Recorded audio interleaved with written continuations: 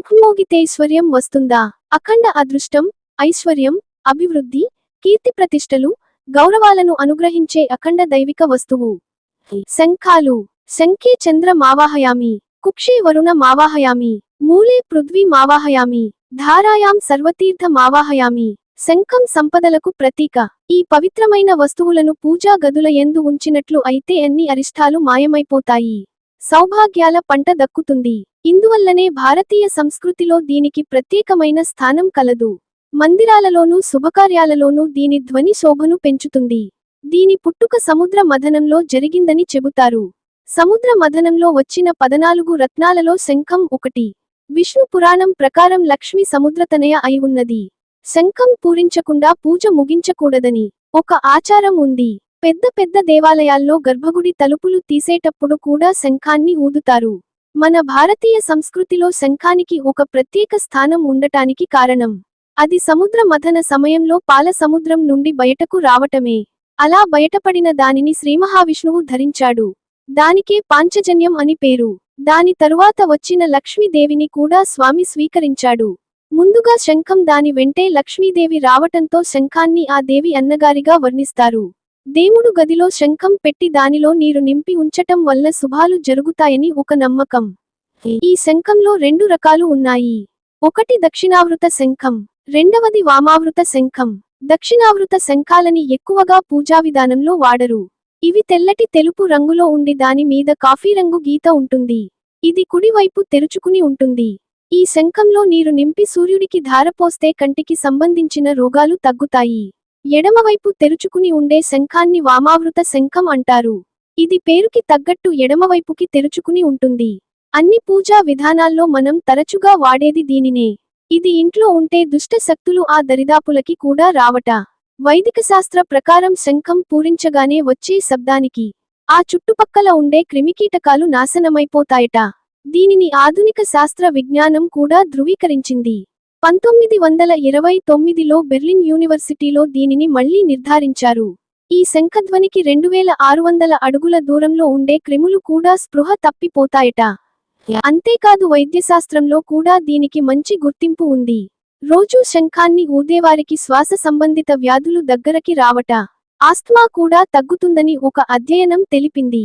రాత్రి పూట శంఖాన్ని నీళ్లతో నింపి ఆ నీటిని ఉదయాన్నే చర్మంపై రాసుకుంటే చర్మ సంబంధిత వ్యాధులు దూరమవుతాయట. ఇంట్లో దీనిని ఉంచుకోవటం వల్ల వాస్తు దోషాలు ఉన్నా అన్నీ తొలగిపోతాయి. శంఖాన్ని కాల్చగా వచ్చిన భస్మం వల్ల అనేక రోగాలు నయమవుతాయట.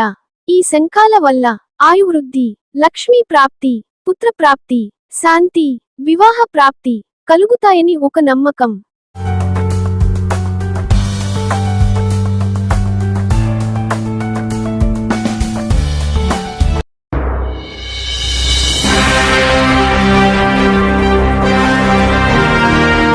శంఖాల పేర్లు ఈ విధంగా ఉన్నవి.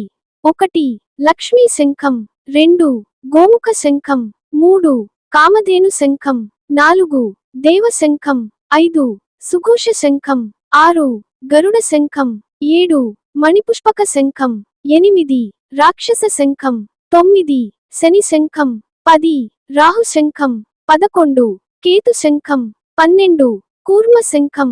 భారత యుద్ధ సమయంలో అనేక రకాల శంఖాలు పూరించారు. ఉదా శ్రీకృష్ణుడు పాంచజన్యం పూరించాడు, అర్జునుడు దేవదత్తాన్ని, భీముడు పౌండ్ర శంఖాన్ని, యుధిష్ఠరుడు అనంత విజయ శంఖాన్ని, నకులుడు సుఘోష శంఖాన్ని, సహదేవుడు మణిపుష్పక శంఖాన్ని, కాశీరాజు శిఖండి శంఖాన్ని, దుష్టద్యుమ్నుడు, విరాటుడు స్వాతిక శంఖాన్ని, అలాగే ఇతర రాజులు అనేక రకాల శంఖాలు పూరించారు. శంఖ ధ్వని విజయానికి, సమృద్ధికి, సుఖానికి, కీర్తి ప్రతిష్టలకు, లక్ష్మి ఆగమనానికి ప్రతీక. శంఖాన్ని శివపూజకు, పూజనందు హారతి ఇచ్చేటప్పుడు, ధార్మిక ఉత్సవాలలో, యజ్ఞాలలో, రాజ్యాభిషేకాలకు, శుభ సందర్భాలలోనూ, పితృదేవతలకు తర్పణలు ఇచ్చేటప్పుడు మరియు దీపావళి, హోళీ, మహాశివరాత్రి, విశిష్టమైన కర్మకాండలలో శంఖాన్ని స్థాపించి పూజిస్తారు. రుద్రపూజకు, గణేష్ పూజకు, దేవి పూజకు, విష్ణు పూజకు దీనిని ఉపయోగిస్తారు.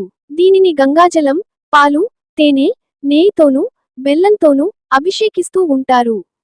దీనిని ధూపదీప నైవేద్యాలతో పూజిస్తారు. దీనిని పూజించటం వల్ల వాస్తుదోషాలు పోతాయి. వాస్తుదోషం పోవడానికి ఎర్ర ఆవుపాలతో దానిని నింపి ఇల్లు అంతా చల్లుతారు. ఇంటి సభ్యులు అంతా సేవిస్తారు. ఇలా చేయడం వల్ల అసాధ్య రోగాలు, కాలు దౌర్భాగ్యం దూరమవుతాయి. విష్ణు శంఖాన్ని దుకాణాలలోను, ఆఫీసుల్లోను, ఫ్యాక్టరీలలోను స్థాపించి అభివృద్ధిని పొందుతున్నారు. లక్ష్మి స్వయంగా శంఖం నా సహోదరి అని చెప్పిన సందర్భాలు కలవు. దేవి యొక్క పాదాలు వద్ద శంఖాన్ని ఉంచుతారు. శంఖాలు ఉన్న చోట నుండి లక్ష్మి తరలిపోదు. ఆడ మగ శంఖాలని రెండు కలిపి స్థాపించాలి. గణేష్ శంఖాలలో నీరు నింపి గర్భవతులకు త్రాగించినట్లయితే గ్రుడ్డి, కుంటి, మూగ మొదలైన సంతానం కలగదు. అన్నపూర్ణ శంఖాన్ని ఆహార పదార్థాలలో స్థాపించి పూజిస్తారు. మణిపుష్పక్, పాంచజన్యాలను కూడా అక్కడ స్థాపించి పూజిస్తారు. చిన్న శంఖ మాలలను ధరించి కూడా అనేక సిద్ధులను పొందుచున్నారు. శాస్త్రవేత్తలు అభిప్రాయానుసారం శంఖ ధ్వని వల్ల వాతావరణ లోపాలు, కీటకముల నాశనం జరుగుతుందని అనేక ప్రయోగాలు చేసి నిరూపించారు. శంఖ భస్మము వల్ల అనేక రోగాలు నయము అగుచున్నవి. ఋషి శృంగుడు చెప్పిన విధానం ప్రకారం చంటి పిల్లలకు శంఖమాలలు ధరింపచేసి వాటితో నింపిన నీరును త్రాగించినట్లయితే పిల్లలు ఆరోగ్యవంతులు అవుతారు. శంఖాన్ని పూరించుట వల్ల శ్వాసకోశ రోగాలు నశిస్తాయి. కొన్ని శంఖాలు చెవి దగ్గర పెట్టుకుంటే ఓంకార నాదం వినిపిస్తుంది. దానివల్ల భక్తుల కోర్కెలు తీరును. ఈ శంఖాలు వల్ల ఆయువృద్ధి, లక్ష్మీ ప్రాప్తి, పుత్రప్రాప్తి, శాంతి, వివాహ ప్రాప్తి కలుగుచున్నవి. శంఖము పాపనాశిని. ప్రతి ఇంటిలోను శంఖము ఉండవలసిన వస్తువు. శంఖము ఉన్న ఇల్లు లక్ష్మీ నివాసము. కొన్ని శంఖాల వివరణ. దక్షిణావృత శంఖాలను పూజకు మాత్రమే ఉపయోగిస్తారు. ఉత్తరావృతాన్ని ఊదుటకు ఉపయోగిస్తారు. దక్షిణావృతంలో శివశంఖం, పాంచజన్యం మొదలగు రకాలున్నవి.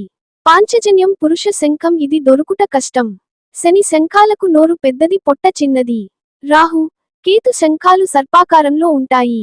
రాక్షస శంఖానికి అన్నీ ముళ్ళుంటాయి. ముత్యపు శంఖాలు పాలిష్ వల్ల వెండిలా మెరుస్తూ ఉంటాయి. వినాయక శంఖం తొండాలతో కూడి ఉంటుంది.